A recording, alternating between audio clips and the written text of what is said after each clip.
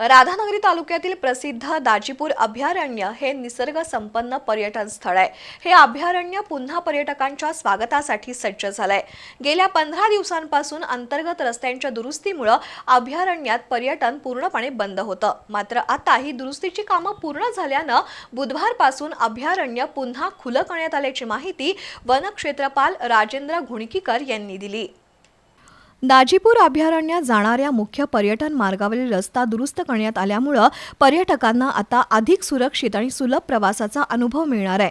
खराब रस्त्यांमुळे काही प्रमाणात पर्यटनावर परिणाम झाला होता, परंतु आता परिस्थिती पूर्ववत झाल्यानं पर्यटकांचा ओघ वाढण्याची शक्यता आहे।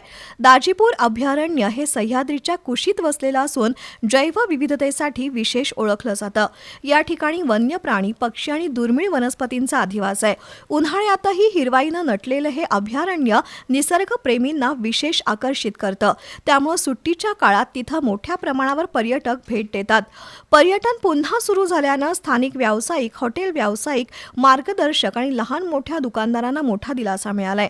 गेल्या काही दिवसात पर्यटन बंद असल्यामुळे त्यांच्या उत्पन्नावर परिणाम झाला होता।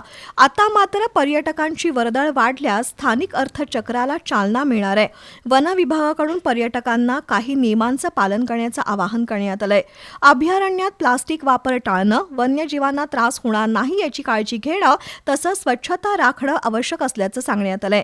एकंदरीत दाजीपूर अभयारण्य पुन्हा खुलं झाल्यानं निसर्गप्रेमींमध्ये समाधानाची भावना आहे।